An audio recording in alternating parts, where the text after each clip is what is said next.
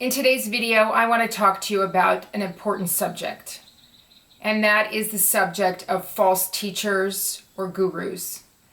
And this is a very important subject to cover, especially if you are searching for a teacher, working with a teacher, or you want to become a teacher. The things that I'm going to talk about today are things, if you're going to be a teacher, you need to follow these guidelines. And if you're looking for a teacher, you need to watch out for some of the signs that could potentially delay your awakening or ascension, somewhat of what I would call a trap. And I experienced it because when I had my awakening in 2009, there was not a lot of information out there. And I was so desperate to find out what happened to me that I just would go to whoever I thought may have the answers. And I'm sure that I experienced some of these things so I could know what kind of teacher not to be. And I can help others let them know what the signs are of the teachers to stay away from, basically. So during your awakening and your ascension, like I've said again and again, it's not easy. This is a difficult process. And if you are told anything else, that person has not, in my opinion, gone through a full awakening. So here are some subjects I want to cover. And if you're thinking of becoming a teacher, these are some things that you really need to follow to stay in integrity. So, first of all, you have to have boundaries. And I know there's a lot of, in the new age, no boundaries and everything gets mushed and mashed and everything's just, and it's very unhealthy. You must have boundaries as a teacher. And you are a teacher, you're an instructor, you're not their friend. And I don't mean you're not friendly, but you don't hang out outside of your teachings and your appointments and things like that.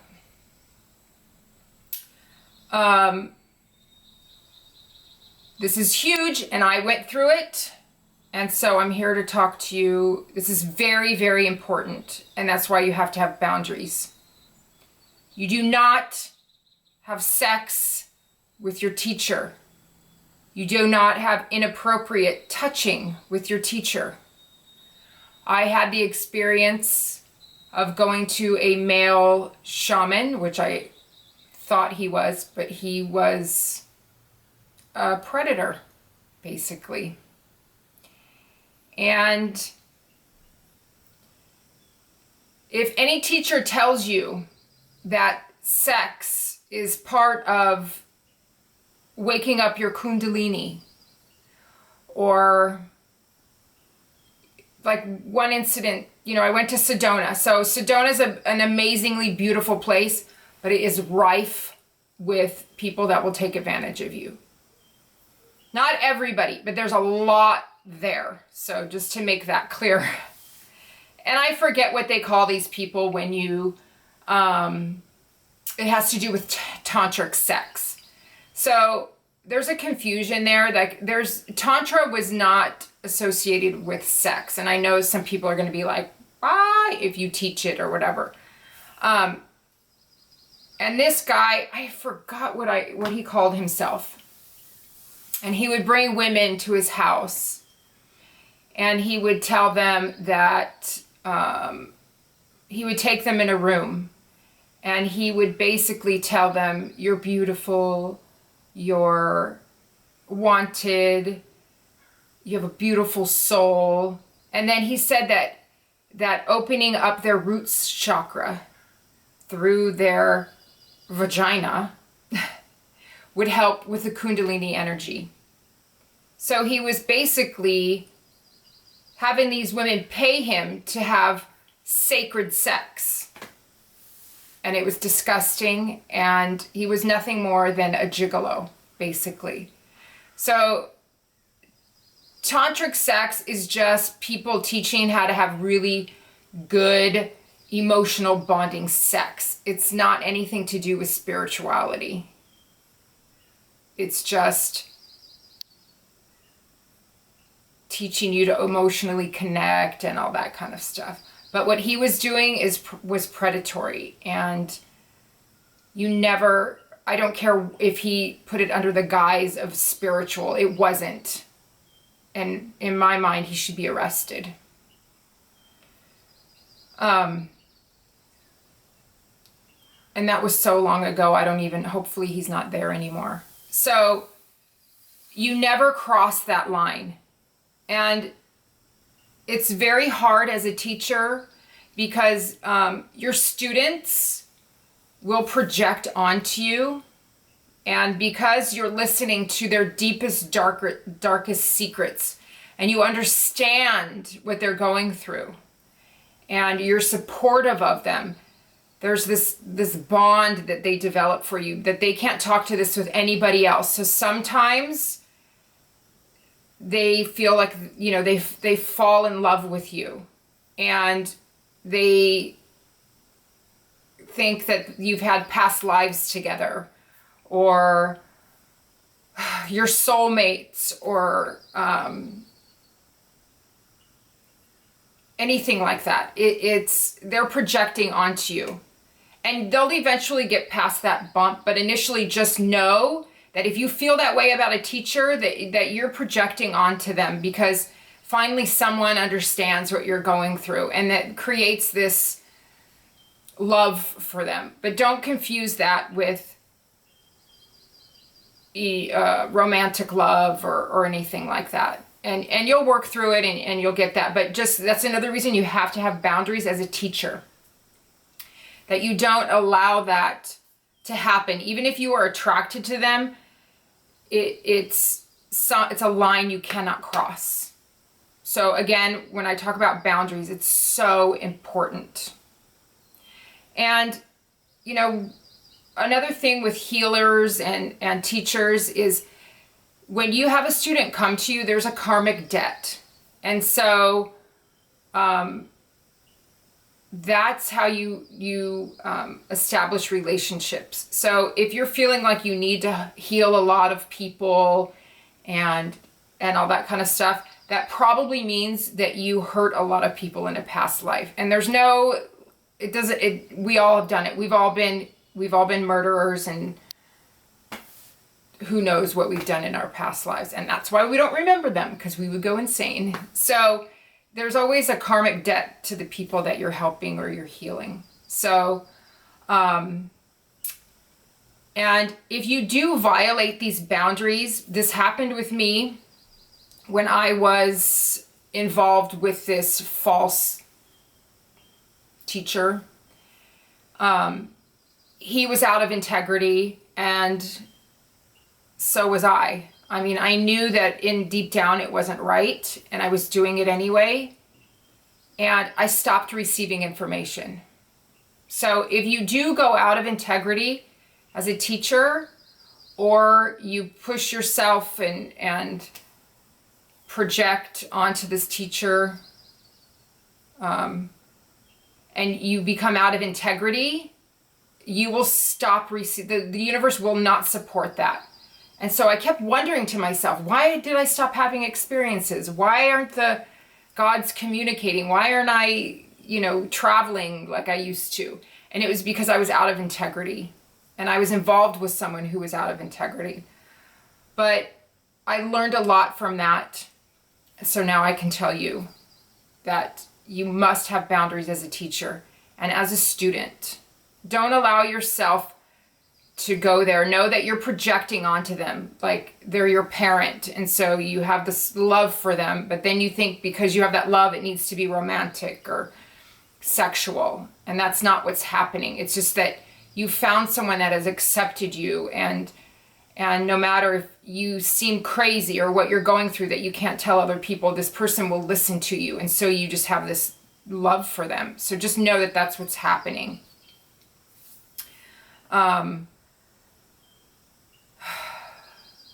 So all of this, I can see that this false teaching and false gurus, it's all collapsing and crumbling. And you can see it with the Catholic Church. You can see it with Leah Remini with the Scientology. I love that show. And she's calling out these cults. So you can see that this is all kind of collapsing. All this false spirituality and religion and teachings. It's all crumbling. And I knew this was happening years ago. And I even had somebody text me, a friend of mine, saying, oh my God, you said years ago this was going to happen. And because I saw it happening years ago, it's just making it in the news now. It's, you know, everything's out in the open. So, and it's a good thing. It's a good thing. So, another great sign of a really good teacher is they will tell you what you don't want to hear. And so that's my channel. I don't sugarcoat anything. I'm extremely real. I tell you how difficult this journey is. Has a lot to do with, you know, people having Kundalini awakenings, and it's all like all this amazing stuff is happening, and you're seeing visions, and you're really psychic, and you're intuitive, and all this is happening, but no one talks about when the Kundalini then has to descend. And that's when you have to clean out all your chakras and all your issues. And that is what you have to get through. And it takes a long time. It takes years. I don't think it ever ends. I don't think this is an ongoing thing. And people don't like to hear that this never ends. But you're constantly evolving. And so a good teacher will challenge you. They'll piss you off. They'll make you angry because they can see what your issues are that you don't want to address, and they point them out to you. And so people that watch my videos and get angry, and I'm pushing something, a button inside of you that you don't want to face. And I represent that to you, and it's so raw and uncomfortable for you that you get angry and you want to lash out. And that's a great teacher. And if I went to teachers when I was going through this, you know, there wasn't a lot to choose from. But if they didn't point out to me things I was unconscious of, I wouldn't have addressed them. And most of the things that we do in life and the choices we make are unconscious. We don't even know why we're making them. And a good teacher will tell you why you're making those choices. A good teacher won't coddle you in victimhood. I don't coddle victims.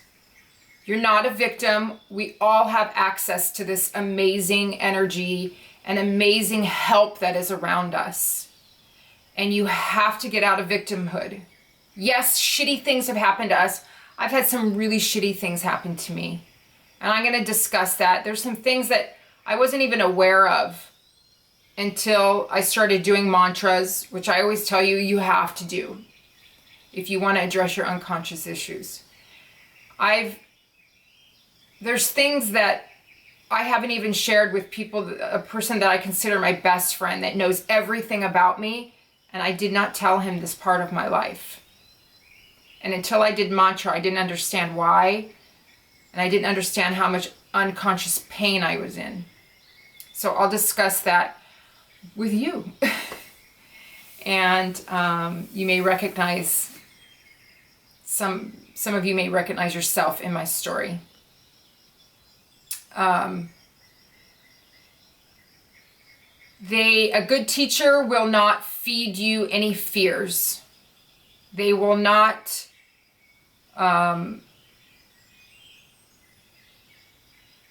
reinforce any of your insecurities. Because when a teacher does that, it keeps you coming back for more. And because you think that they're the only ones that can protect you, and they're the only ones that can do the work to, you know, protect you from whatever you're afraid of. I teach you to do that for yourself. I teach you to do specific mantras for you. I have a boundary ritual for you. These are all things that you have to do on your own. And that's another thing with a spiritual teacher. They will teach you to have discipline. You can't always come to your teacher every time you have a crisis. They will teach you how to get through them on your own. And that's a big part of what I teach. And that's why I offer the things I do, because they're for you to do on your own time. They're self-empowering. And false teachers will keep you codependent on them. Like, you can't get through anything unless you call them or contact them. A real teacher will teach you the discipline to empower yourself and what to do when you get into a crisis.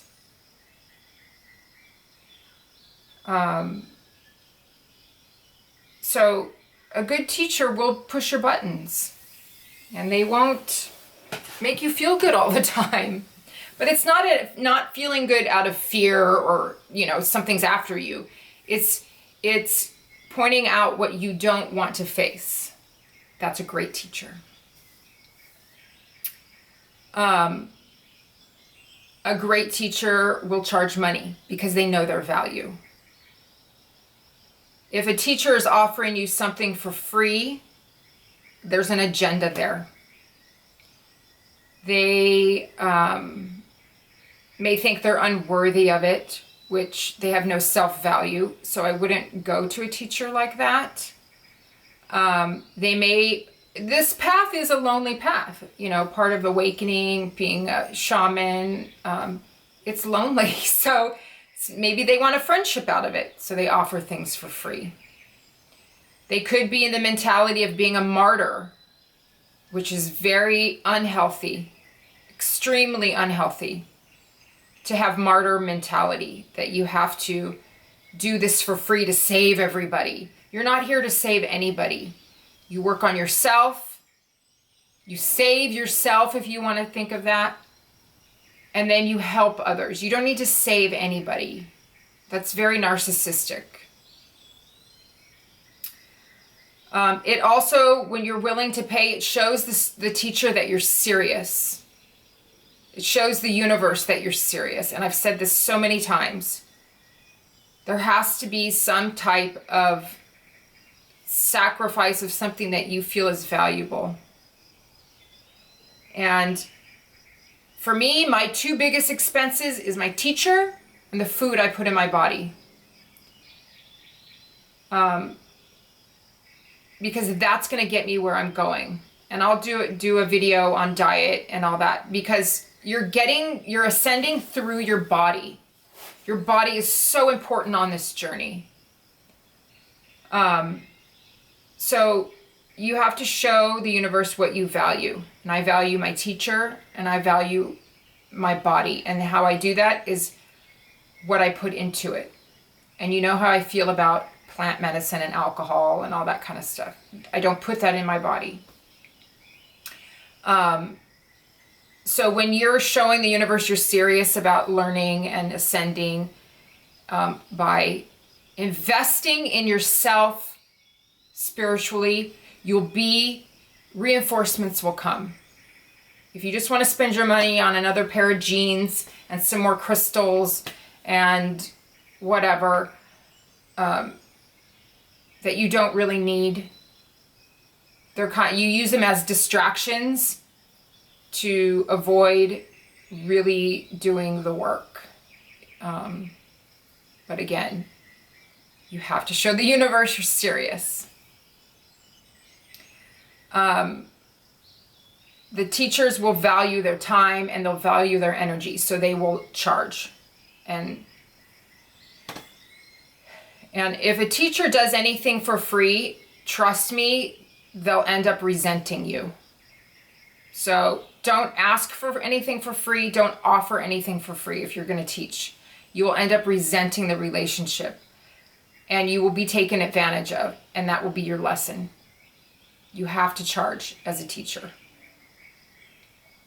All shamans charge. If you go to South America, do an ayahuasca, whatever, they're charging you. They will not do a ceremony unless you pay them. Shamans in Siberia, they charge. Anywhere you go, they charge. Again, I've said that in a previous video. Native Americans, I went to charged. So you're going to give something. So don't look for anything free. You're a victim if you're looking for something for free. I know that the work that I do is worth something. I know how effective my services are, so I have no problem charging. None at all. So if you are a teacher and you feel guilty charging, you have some self-worth issues. So that's something that you need to work in. And again, like I said, if you don't charge for your services, the people that you are trying to assist don't value it at all. And so they won't even do what you suggest, or they won't do rituals or ceremonies or anything, because they figure if it's free, it must not be worth it. It's a psychological thing. So again, you have to charge and people have to pay. It's just part of it. It's an energetic exchange. Like I've said, it has to be done. Another sign of a good teacher is they will not project onto you. They won't put fear in you. They won't talk about the Illuminati, chemtrails, all that nonsense, conspiracy theories. And I've said before, there's a website that is like Wikipedia for spirituality, and it's so toxic. She's so much in victim mentality. I can see she's in fear. Now, she's got some accurate information in there, and that's where people get twisted because they think, oh, well, some of this is accurate. The rest must be accurate. But that's how cults work. They give you these little bits of truth, but a bulk of it is fear and just complete nonsense. So if you're listening to anybody, psychic, teacher, these websites, and they start going into fear and the cabal and evil aliens and reptilians and all that, stop reading.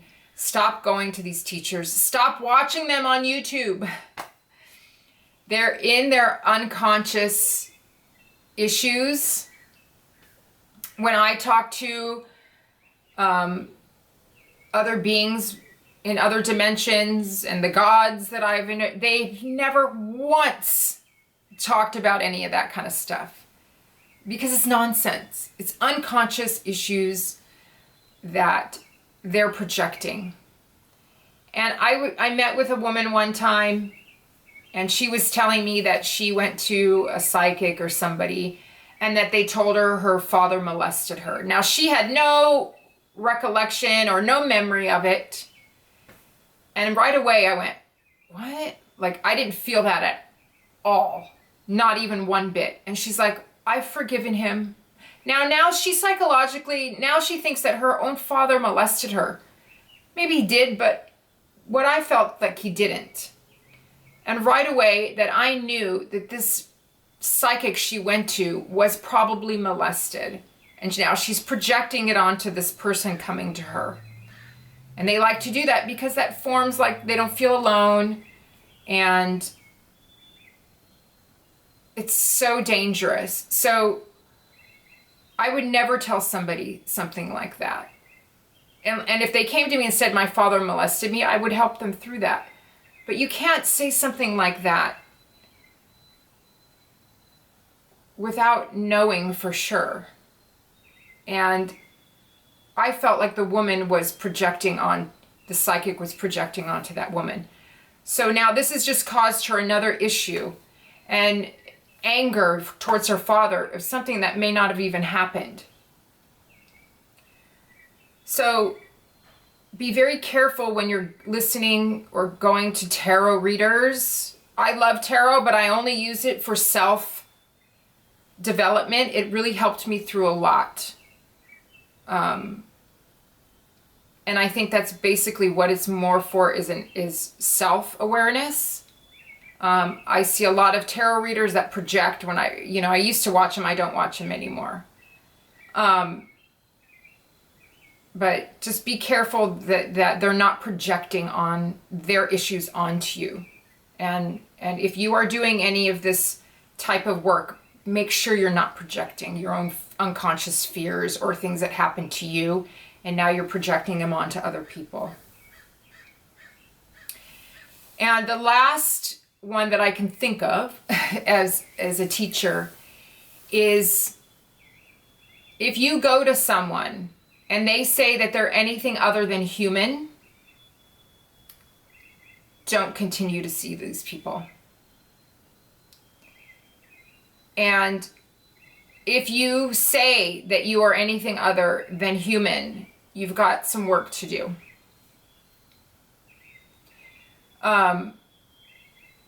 This is like cult leaders. They're narcissists to the extreme. They're psychopaths when they claim to be the reincarnation of somebody, or they're the Messiah. They're psychopaths. But there's another thing that happens during your awakening, and that is Kundalini psychosis. And that's why a lot of people feel like they're going crazy, or they do go crazy. And that's when you get people saying that they are Archangel Michael embodied, or they're Jesus embodied. And it really fascinates me that it always seems to be a Christian thing that most of these people say they are, which says a lot. But if you're seeing someone that says they're anything other than human, or you feel like you're anything other than human, if you think that you're a reincarnation, or you're something other than human, you have some Kundalini psychosis, and you may not want to hear that, but look it up. I will do a video on that. But do not go to a teacher who says that they are anything other than human. And accepting, I've said this before, accepting that you're human and not trying to escape this realm. Listen, if you can't master being human and the 3D realm, you sure as hell aren't going to be able to leave and try to master another dimension or talk with the gods or other beings, because you haven't mastered this dimension yet. And you haven't mastered being human. That's what you came here to do, is you master being human. And when you can't and you die in this life, you come back again. Your whole point is to master being human. So we need to stop escaping and bashing your humanity. So I hope that helped anyone that was considering being a teacher, or if you're looking for one, or if you're involved with one and they have any of these issues, may reconsider working with them. All right, thanks for watching, and I will see you on the next video. Bye-bye.